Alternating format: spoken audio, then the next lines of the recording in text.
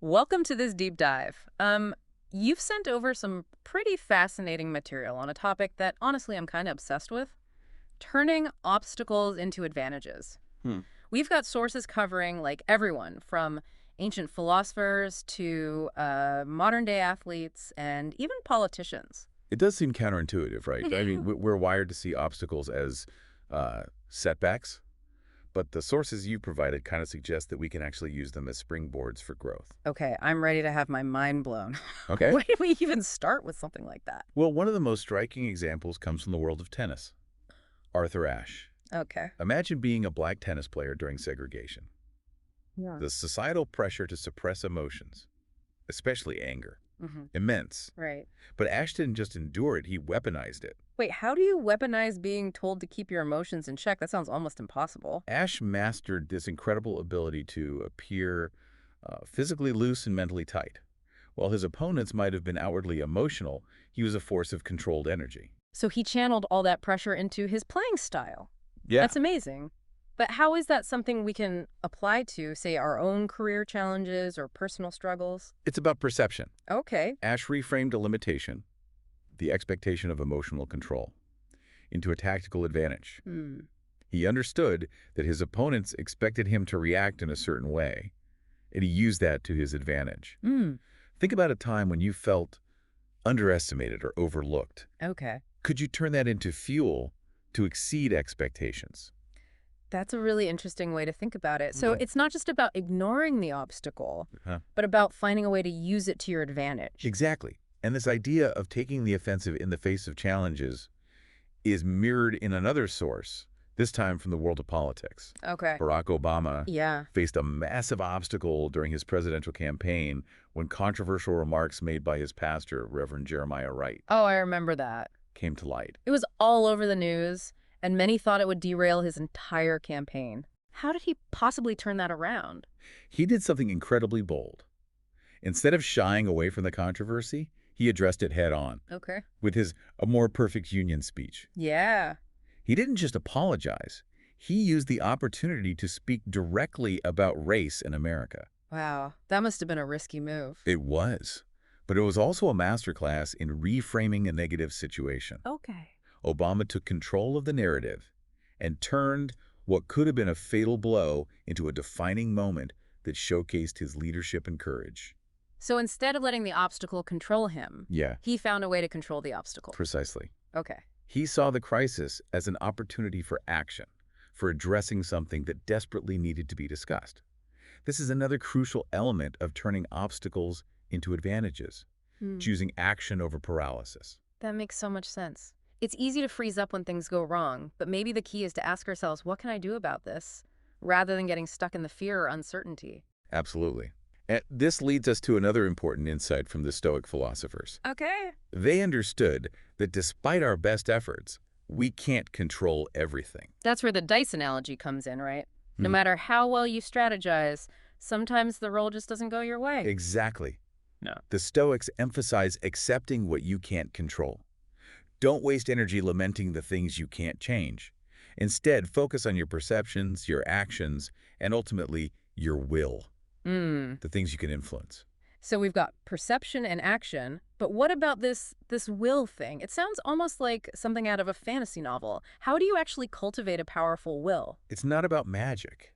It's about conscious effort and practice. Think of it like building a muscle. Okay. One of the sources uses the example of Theodore Roosevelt, who transformed himself from a sickly child into a rugged outdoorsman. Wasn't he the walk softly and carry a big stick guy? I can't picture him as anything but strong and energetic. He actually suffered from severe asthma as a kid. He was physically frail, but he refused to be defined by his limitations. He dedicated himself to rigorous physical training, Hmm. building what he called his inner citadel to face the challenges of life. So he intentionally put himself through these challenges, not just to overcome his asthma, but to prepare himself for anything life might throw at him. That's some next level thinking. Exactly. Roosevelt wasn't just reacting to obstacles as they arose. He was proactively preparing himself for what he called the strenuous life. This proactive approach is something the Stoics also emphasized. They had this practice called premeditation of evils, which sounds a bit intense. Premeditation of evils. I'm kind of scared to ask, but what does that actually mean? It's essentially a mental exercise of imagining potential problems before they happen. Hmm. For example, the Stoic philosopher Seneca would visualize worst-case scenarios before going on a trip. Okay. He'd imagine storms, illness, even pirate attacks. So instead of being caught off guard, he'd be mentally prepared to handle those challenges if they arose. That's actually pretty brilliant. Could you say it's kind of like a mental fire drill? That's a great analogy. Yeah. It's about anticipating challenges and developing plans to navigate them.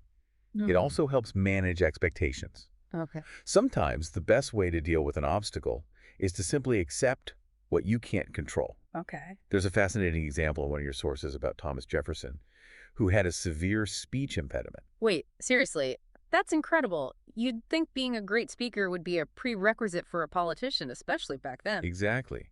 But Jefferson didn't let this perceived weakness hold him back. He channeled his energy into writing and became the author of the Declaration of Independence. Huh. His limitation forced him to find a different avenue to express his brilliance. That's such a powerful reminder that sometimes our limitations can actually lead us to discover hidden strengths and talents. Yeah. It's like the universe is nudging us in a new direction, pushing us to find a different path. That's a great way to put it. We see this same principle at play in the story of Phil Jackson, the famous basketball coach. After hip surgery forced him to change his coaching style, he discovered that a less hands-on, more strategic approach actually made his teams better. So sometimes accepting limitations can lead to unexpected positive changes in our approach. Yeah. I'm really starting to see how this whole obstacles as opportunities thing works, but I have to admit, the idea of actually embracing obstacles, especially those that seem really painful or difficult, still feels a bit out there. It's definitely a challenging mindset to cultivate, but incredibly rewarding. Mm. And it brings us to one of the most powerful examples in your sources, Okay. Abraham Lincoln's lifelong battle with depression. Lincoln struggled with depression. I had no idea. You wouldn't know it from his incredible accomplishments and leadership during one of the most tumultuous periods in American history. Exactly. He didn't let his internal struggles define him. In fact, he used them to fuel his empathy and strength. His personal challenges helped him develop incredible fortitude and patience, qualities that were essential to leading the nation through the Civil War. So instead of letting his struggles break him, he found a way to use them to connect with people on a deeper level, to lead with even greater compassion and understanding. That's incredibly inspiring. His story is a testament to the power of will. Uh, He didn't just endure hardship. He found a way to use it to develop his character and ultimately become a more effective leader. It's amazing how someone facing such deep personal struggles could also navigate the immense pressure of leading a nation through a civil war.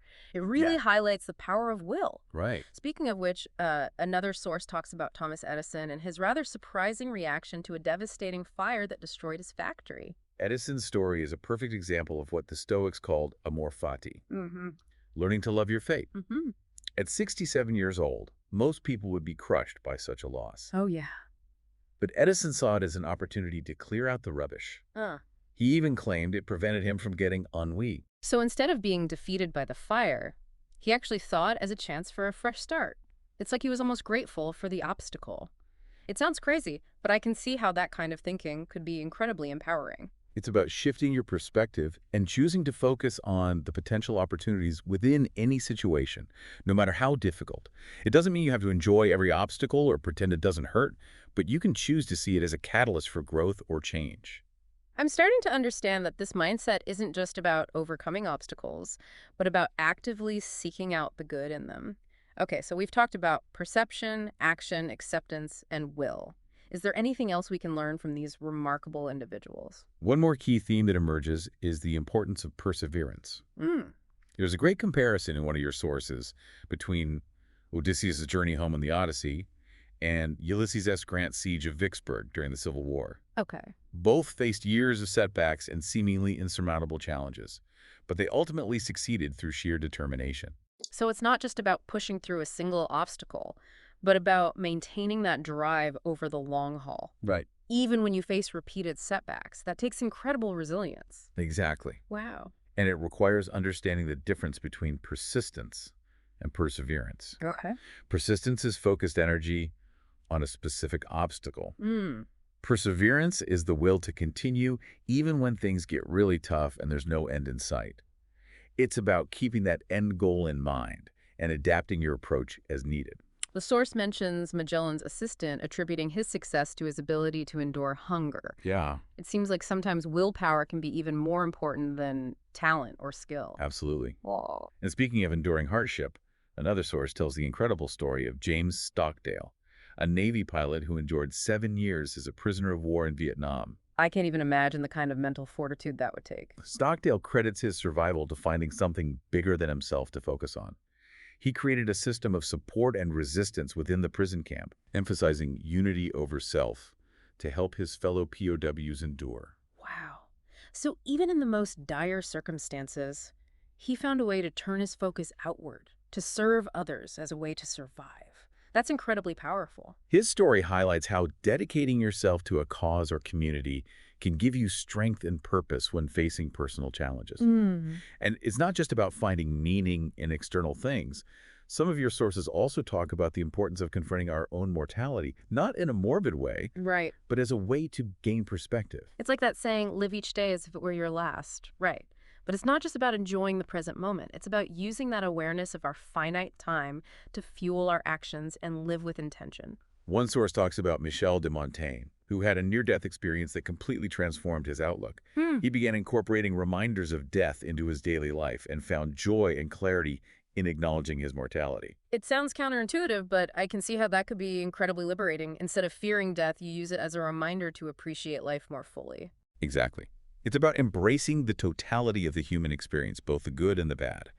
And as we wrap up this deep dive, I think it's important to remember that turning obstacles into advantages is an ongoing process. So it's not about achieving some perfect state where we're immune to challenges, but about developing that resilient spirit, Right. that ability to adapt and persevere and even find meaning in the face of whatever life throws our way. Precisely.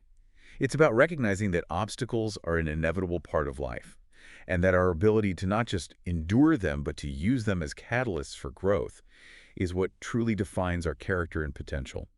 So, for you listening, we hope this deep dive has given you a fresh perspective on how to face your own challenges. Yeah.